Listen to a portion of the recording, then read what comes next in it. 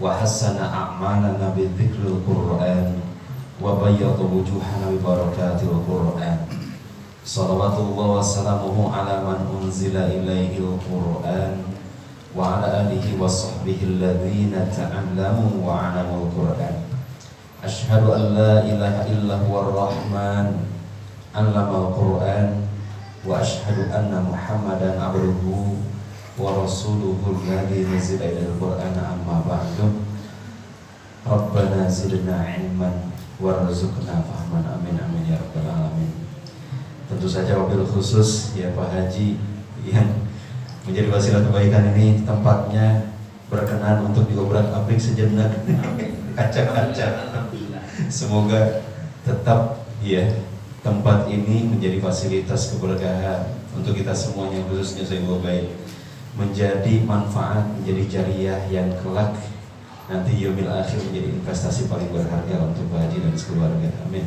Amin ya rabbal alamin. Mohon izin saya berdiri boleh? Izinkan.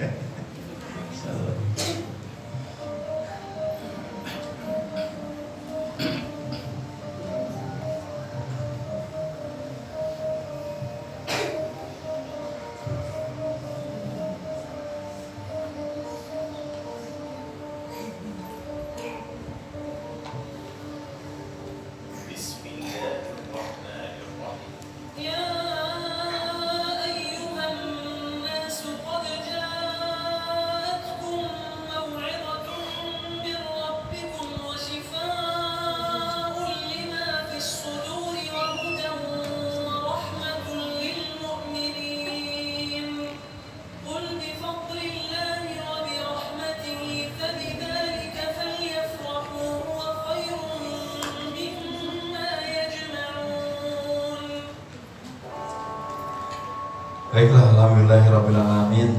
Ya, segala puji dan syukur hanya milik Allah Subhanahu wa taala, sebuah kebahagiaan yang tidak terhingga. Bisa dipertemukan dengan sahabat-sahabatku, keluargaku semuanya yang ada di Bali ini, khususnya Tabanan saat ini. Ya. Ini adalah perjalanan kedua di hari ini ya, maksudnya tempat kedua yang kami singgahi di hari ini. Semoga ini adalah merupakan pertemuan-pertemuan yang Allah menghadirkan cinta, tatapan cintanya kepada kita semuanya. Allah meridhoi setiap langkah-langkah kita dan memberikan perlindungan, semangat pada kita untuk senantiasa dekat dengan Al-Quran.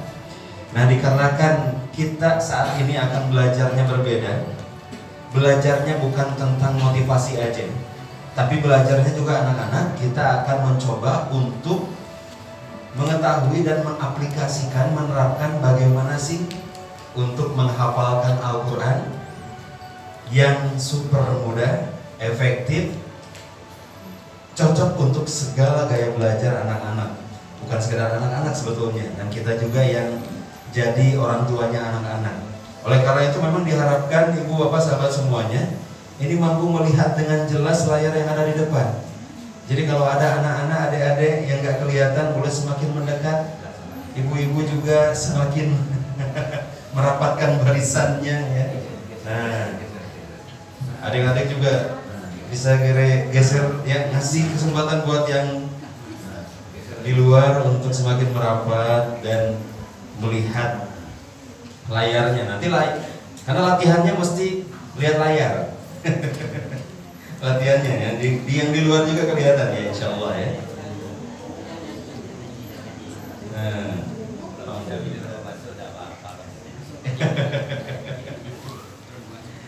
ya, baiklah, sebelumnya mohon izin saya memperkenalkan diri terlebih dahulu, ibu bapak sahabat semuanya. Nama saya Kada Ramdhani. Nah, kalau dengar nama Kada Ramdhani berarti dia lahirnya bulan apa? Tahu tadi. Kita udah berteman di Instagram kayaknya ya? Belum ya? Gak punya Instagram. Iya, namanya Kada Ramdhani, lahirnya bulan Ramadan. Saya pengen bertanya nih anak-anak, kalau bulan Ramadan itu mulianya bulan Ramadan dikarenakan apa? Coba. Kan sudah disebut bulan Ramadan bulan yang mulia. Karena apa? Masya Allah, karena turunnya Al-Quran tuh. Mulianya bulan Ramadan bukan karena ada perintah atau syariat puasa, melainkan dikarenakan di dalamnya diturunkan Al-Quran. Coba anak-anak, dari 10 nama malaikat yang kalian pernah hafal, pernah dengar, coba sebutin satu nama malaikat. Malaikat siapa? Jibril. Kenapa yang kepikiran pertama kali Jibril coba? Tugasnya ngapain? Menurunkan wahyu Al-Qur'an. Iya, nggak apa-apa, Allah juga ya. Ya, Allah menurunkan wahyunya melalui malaikat Jibril, yaitu Al-Quran. Semua malaikat itu ibu bapak mulia, tapi menjadi berbeda ketika hubungannya dengan Al-Quran. Begitu pula baginda Rasulullah Sallallahu Alaihi Wasallam.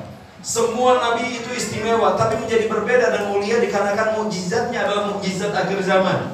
Apa mukjizat yang berlaku sampai akhir zaman itu? Tiada lain kecuali Al-Quran.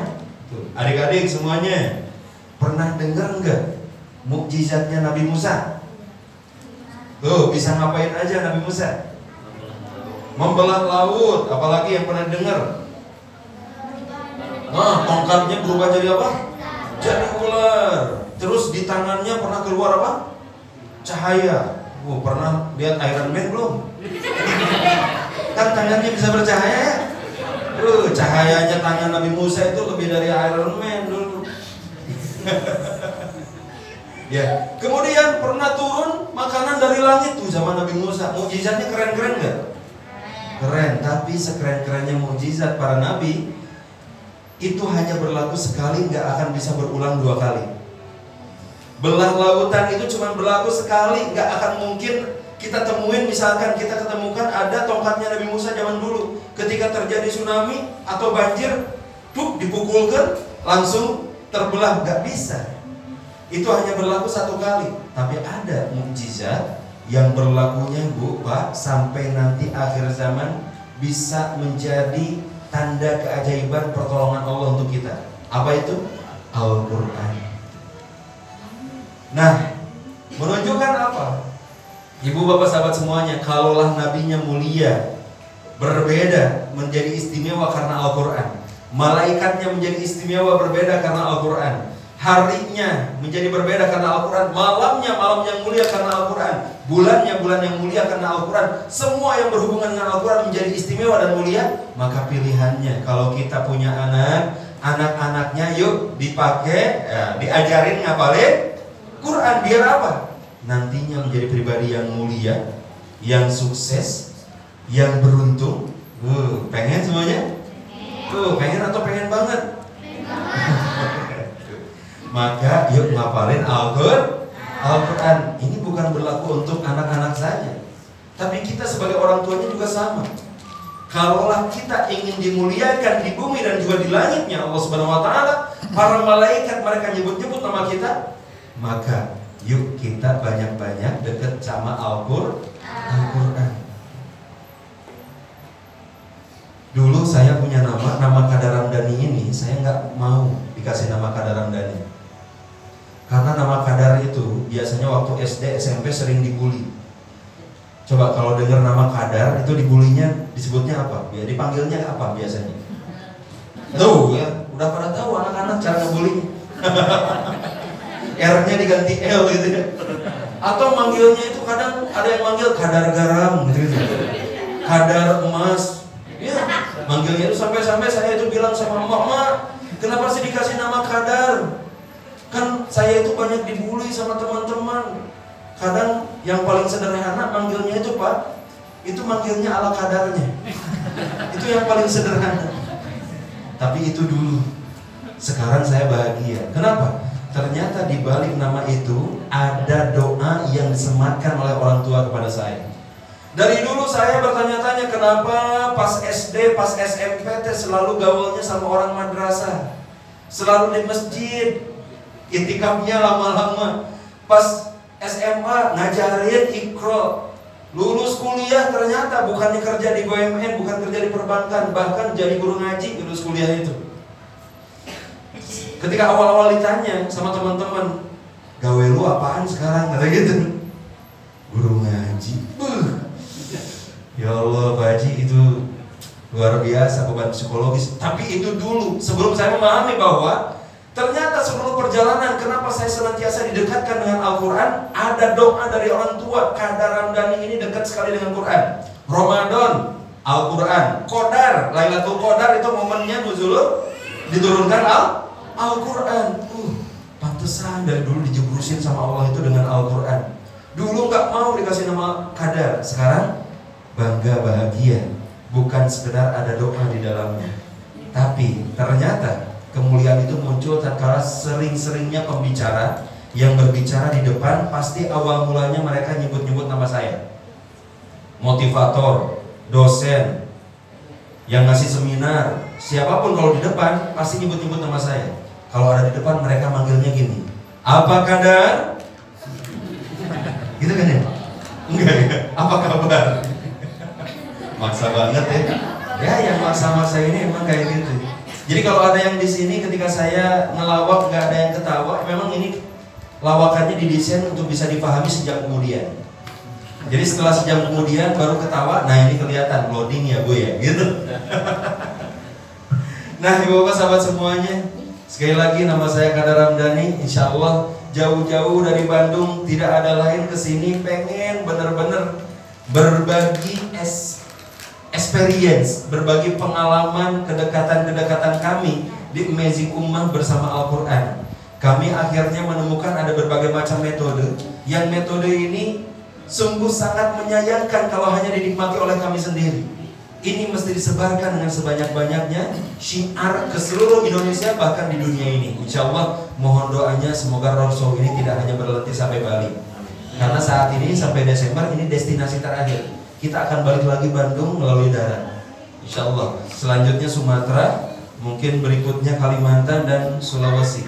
Wallahualam, kami mohonkan doa-doa dari keluarga semuanya yang ada di Gladi ini. Oke. Balik lagi, amin, Pak Haji, balik lagi ya.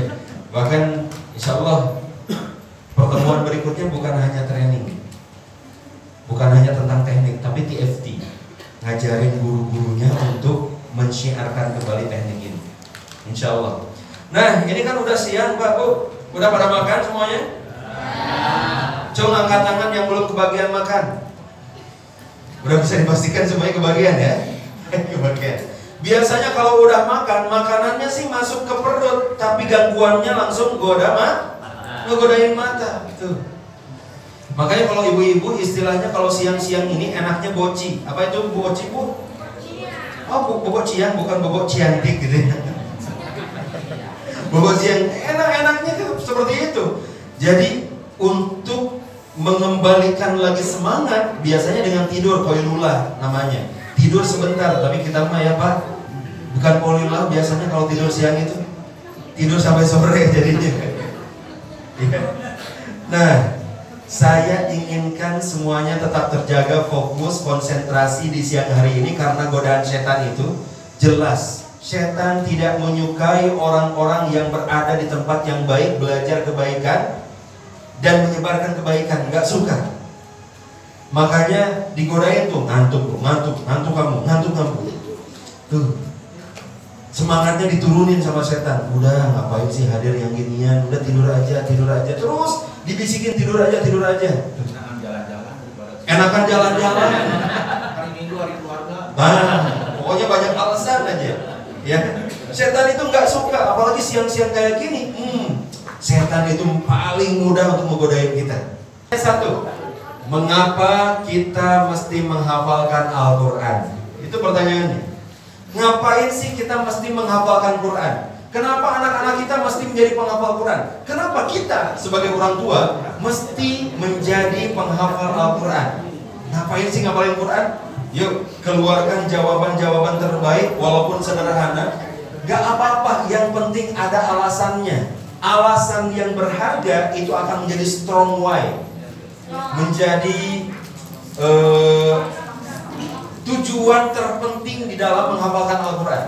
Karena kalau nggak ada alasan dalam menghafal Quran, jadinya menghafal Quran itu jadi malas-malasan. Kalau kita nggak punya alasan, jadinya nggak semangat.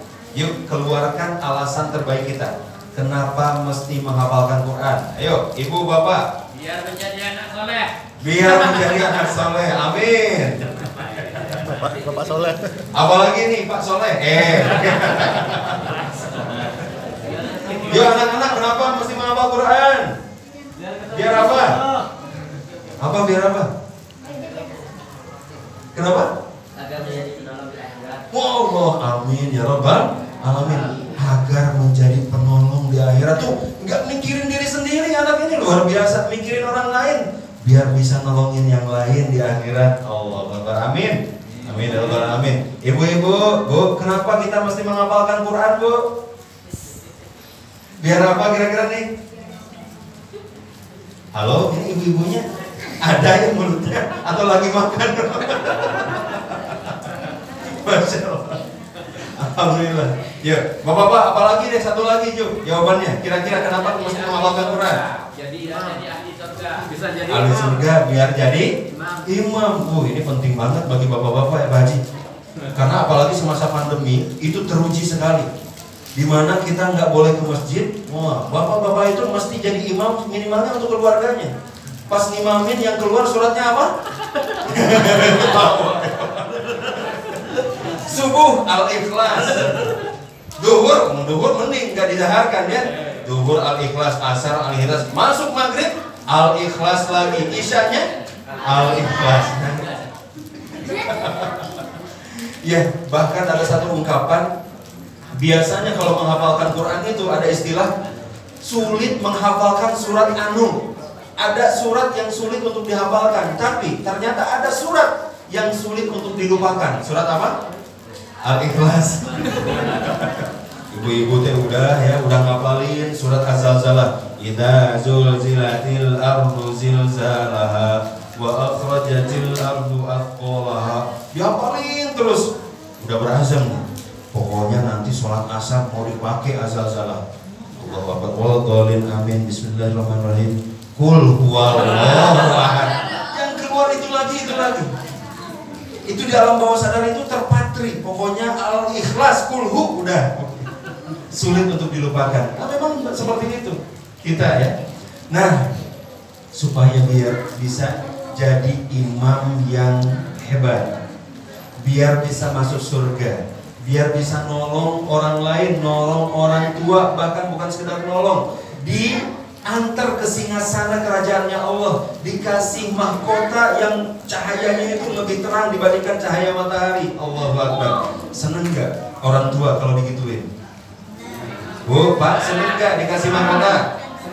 Senang atau seneng banget? Pertanyaannya, kira-kira orang tua bapak ibu pengen juga gak dikasih mahkota itu? Pasti pengen sama. Maka menghafalkan Quran ini bukan tentang anak-anak saja. Bahkan kita juga sebagai orang tuanya mesti mengawali dari mulai sekarang punya semangat untuk menghafalkan Al-Quran. Nah, dari sekian banyak alasan-alasannya kenapa mesti menghafal Quran, tadi luar biasa. Terima kasih jawaban-jawaban dari adik-adik, dari bapak ibu semuanya. Saya juga ingin menjelaskan tentang satu alasan. Alasan ini penting sekali.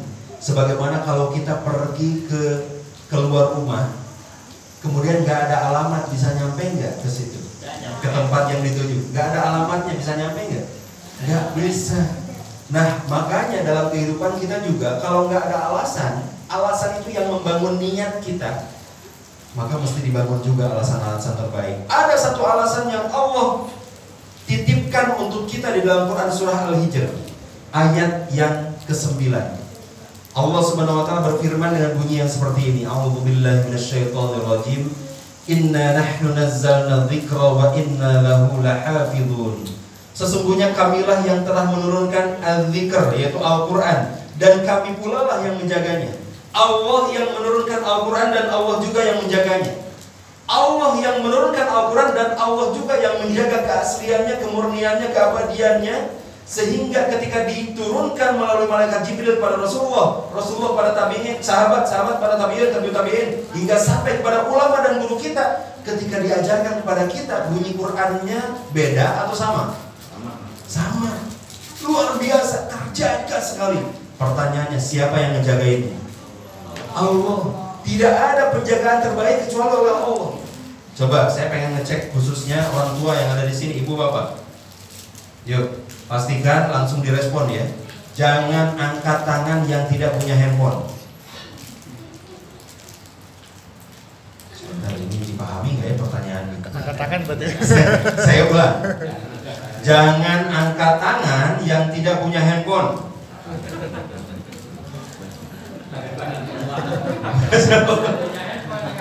Jadi yang punya handphone ngapain?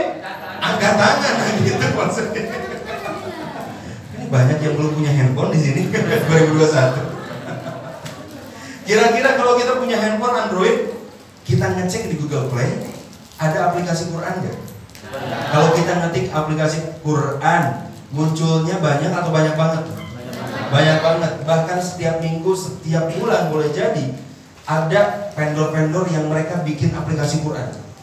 Banyak sekali, setiap bulan nambah dengan berbagai macam fitur-fiturnya, tambah-tambahannya luar biasa. Yang menarik adalah seringnya ada komen, betul nggak? Ada komen yang mengapresiasi, ini Qurannya bagus, ini Qurannya enak dibaca, ini nyaman untuk dihafalkan. Quran ini berbagai macam. Tapi ada juga komen-komen yang ngasih pandangan, masukan, bahkan sangat keras sekali mengatakan ini Qurannya palsu, ini Qurannya ada ayat yang keliru, ini Qurannya ada harokat yang hilang, ini Qurannya ada tanda wakaf yang gak sesuai dan lain sebagainya. Kok bisa kayak gitu? Kok kenapa ada orang-orang yang baru saja muncul aplikasinya 1 minggu tapi langsung bisa ngasih komen? Yang ngegerakin dia untuk buka aplikasi itu siapa? Allah. Yang ngegerakin dia untuk membuka aplikasi adalah Allah, supaya Allah memberitahukan kepada kita bagaimana proses penjagaan itu. Dijaga oleh Allah Subhanahu wa taala dengan cara-cara sesimpel, sesederhana itu, sedetail itu. Pertanyaannya, bagaimana cara Allah menjaga Al-Quran itu? Kesucian, keabadian, kemurniannya tiada lain dengan cara menitipkan ayat-ayatnya yang mulia itu di dalam dada-dada para penghafal Al-Quran. Semoga itu adalah kita dan anak-anak kita. Amin. Amin ya Rabbal alamin. Ada ibu-ibu, sekali lagi ini ilustrasi. Ibu-ibu ngapalin Quran. Kan biasanya kulhu sama ina atau ina ya. Kulhu, ina atau ina, kul a'udzu. Al-Falaq, An-Nas, kulhu falaq binnas sama ina atau ina, biasanya gitu ya. Muter di sekitar itu. Pokoknya saya mah ustazah, tolong ajarin surat yang baru. Bu, ada yang gampang bu, suratnya apa itu? Al-Qari'ah. Coba hafalin 3 ayat dulu bu. Pas dia hafalin 3 ayat, bunyinya bagaimana? Al-Qari'ah, mal Qari'ah, wa ma adraka mal Qari'ah. Oh iya, mudah. Mirip-mirip ayatnya. Nah, pas giliran ayat keempat mulai mikir tuh. Mulai loading tuh. Di situ bunyinya bagaimana sih? Ayat keempat? Yauma yakunun nasukal wih, mantap. Di situ ada bunyi, dibetulin sama ibu ustazahnya. Ibu, itu bunyinya enggak gitu. Coba ulangi yang saya contohkan. Yauma yakunun nasu, pakai S yang pertama. Kal farashi. Nah, pakai spesial, ini ada telurnya 3 di atas nih. Ya, seperti martabak spesial. Kal farashi, ya. Kemudian mabthut. Nah, ini beda lagi bunyi S-nya. Ada 3 bunyi S yang berbeda tempatnya, makhrajnya. Oh gitu. Diulang-ulang sama si ibu sampai hafal itu titiknya, komanya itu seperti apa. Main ke Bedugul. Di sana ada Masjid Hidayah. Ini ilustrasi aja. Dia ngambil Al-Quran dengan caranya Allah, dengan izinnya Allah. Yang dia buka sama si ibu itu surat Al-Qari'ah. Yang dia lihat surat Al-Qari'ah. Kemudian ketika dia menyusuri surat itu ditunjuk yauma yakunun nasu kal farosi. Kenapa nggak ada titiknya sihnya? Ditanyain sama Pak DKM, Pak DKM, ini kok nggak ada titiknya yang benarnya? Saya belajar kemarin ada titiknya. Oh iya, ini salah bu. Nanti kami kembalikan ke penerbitnya untuk diperbaiki. Yang betulin itu gara-gara siapa? Gara-gara ibu atau gara-gara Allah? Allah menitipkan kepada si ibu, walaupun si ibu baru menghafalkan ayat keempat, tapi dia berazam menjadi penghafal Quran. Ya Allah, saya pengen ngapalin Quran ya Allah. Baru 4 ayat yang dihafalkan, tapi dia sudah menjadi kepanjangan tangan Allah untuk menjaga Al-Quran. Jadi ternyata, Pak, Bu, menjadi penghafal Al-Quran itu bukan perkara 30 juz, tapi perkara kita istiqomah. Istiqomah. Iya, istighfar. Boleh istighfar juga ya. Ini perkara istiqomah. Karena di Bandung itu lagi musim pemuda hijrah. Sering dengar ya pemuda hijrah. Itu pemuda hijrah itu ada yang rambutnya pang, ada yang badannya penuh tato, kemudian ada telinganya yang bekas tindik, yang tindiknya itu ternyata biar murah mereka pakai paralon gede, terus diameternya digedein lagi. Ada yang segede gitu. Satu kalimat hadis di dalam hadis riwayat Ahmad, betapa pentingnya kita menjadi bagian dari penghafal Al-Quran itu. Rasulullah bersabda seperti ini bunyinya. Kalau ibu bapak tahu kelanjutannya, adik-adik tahu kelanjutannya, tolong lanjutkan ya bunyinya. Rasulullah berkata begini, Inna lillahi wa inna ilaihi raji'un. Ibu-ibu yang di masjid tadi ini udah tahu. Biasanya kalau kita dengar innalillahi pengennya jawabnya apa? Wa inna ilaihi raji'un. Yang saya sebutin tadi tentang ayat, tentang hadis.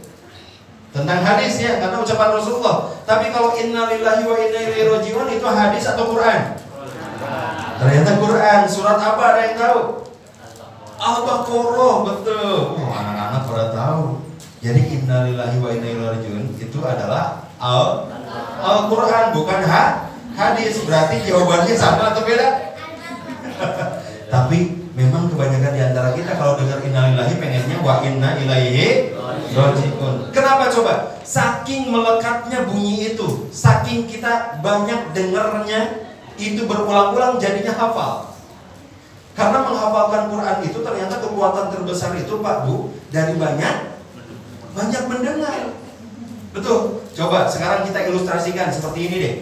Ibu, bapak, adik-adik semuanya pejamkan mata. Dua-duanya pejamin mata. Bisa melihat dunia nggak kalau dipejamkan mata? Enggak ya, gelap ya? Oke. Berarti tertutup ya, nggak bisa lihat apa-apa. Sekarang tutup mulut. Terus ngomong. Bisa nggak? Nggak bisa juga. Sekarang coba tutup telinga rapat-rapat. Dua-duanya. Tutup telinga rapat-rapat. Sudah belum? Tutup telinganya rapat-rapat. Sudah belum? Tutup telinganya rapat-rapat. Sudah belum? Itu maksud saya. Sudah dilepaskan. Ini bapak-bapak nggak ditutup sih, cuma ngerti. Tuh, ternyata kalau ditutup mulut kita nggak bisa ngomong, tutup mata kita nggak bisa lihat, tapi tutup telinga masih dengar nggak? Masih. Buktinya apa? Tutup telinga rapat-rapat. Sudah belum? Sudah. Berarti menghafalkan Quran yang pertama itu memaksimalkan potensi audio nih. Dikarenakan malaikat Jibril juga ketika mengajarkan pada Rasulullah itu diperdengarkan dulu. Iqra bismi rabbikal ladzi khalaq. Diulangi sama Rasulullah. Sekali dengar langsung hafal Rasulullah. Saking cerdasnya. Gak kayak kita ya. Iqra apa? Ulangi. Apa? Gimana sih ngomongnya gitu? Diulang-ulang gitu. Rasulullah sekali dicontohkan hafal. Saking cerdasnya itu Rasulullah SAW. Allahu Akbar. Fatonah, cerdas Rasulullah itu. Nah, menunjukkan saking banyaknya kita mendengar, secara tidak sadar kita jadi hafal, benar nggak? Makanya kalau dengar inna lillahi wa inna ilaihi raji'un, karena saking banyak dengar. Dan ibu bapak percaya nggak? Kita itu sudah banyak hafalannya, tapi kita nggak sadar kita banyak hafalnya. Mau dibuktiin nggak kalau kita udah banyak hafalannya nggak sadar karena banyak dengar? Mau nggak dibuktiin? Siap dibuktiin? Bagaimana cara membuktikannya? Saya akan membaca satu penggalan ayat. Nah, ayah, bunda, ibu, bapak lanjutin penggalan ayat berikutnya. Jawabnya barengan biar nggak ketahuan, ya. Coba lanjutin yang satu ini. Dzalikal kitabu la raiba fihi hudal lil muttaqin. ini ya, ibu bapaknya juga. Itu surat apa? Surat apa ya? Al-Baqarah ayat berapa? Ayat 2. Ayat 1, ayat 2 ya. Kalau ayat satunya bunyinya apa? Alif, Lam, Mim. Berarti yang tadi ayat berapa? Ayat 2. Ayat 2. Nah, alhamdulillah kalau di sini mah alhamdulillah banget lah pokoknya. Walaupun saya jauh-jauh dari Bandung ke Bali, ini saya bahagia karena mampu dijawab. Ini surat apa? Al-Baqarah ayat berapa? Ayat 2. Karena saya di Bandung pernah ngisi di Majelis Taklim agak pedalaman Bandungnya. Ya, agak kampung. Saya nanya sama ibu-ibu, "Bu, lanjutin coba bunyi yang satu ini." Dzalikal kitabul la raiba fihi. Itu kompak. Hudalil muttaqin katanya. Surat apa? Surat Al-Qur'an kata gitu. Mereka itu hafal Hudalil muttaqin tapi nggak tahu itu Al-Baqarah. Karena bacanya juga nggak bisa. Tapi hafal aja. Coba adik-adik ada yang tahu Al-Baqarah berapa juz? 3 juz. Hampir 3 juz, 2,5 juz, panjang tuh ya. Berarti kan yang satu ini. Innallaha ala kulli. Allahu Akbar. Pada hafal gini ya. Coba lanjutin yang satu ini. Wallahu ala kulli syai'in. Enaknya kalau ada syai'in itu jawabnya qadir aja ya. Belum tentu qadir ya. Syai'in alim misalnya. Tapi enaknya kalau ada syai'in qadir. Kenapa coba? Saking berulangnya kita dengar bahwa innallaha ala kulli syai'in qadir, selalu seperti itu biasanya, tapi walaupun enggak selalu. Ya. Coba lanjutin yang ini. Ar-Rahman.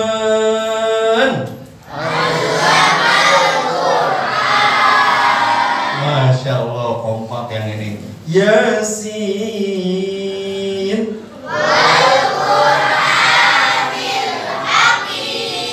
Allahu Akbar nih, makin kenceng nih. Allahu la ilaha illa huwal hayyul qayyum. Nazzala alaikal kitaba bil haqq. Kenapa Bapak pada diam? Disangkanya ayat kursi. Boleh jadi kita nggak ngapalin ayat kursi, tapi karena saking seringnya, pokoknya kalau ada Allahu la ilaha illa huwal hayyul qayyum, itu nggak ta'buduhu pokoknya. Walaupun nggak mesti kayak gitu ya. Surat Ali Imran itu nazzala diawalinya. Nah, kita itu ternyata udah banyak hafal, namun masih puzzle. You know puzzle?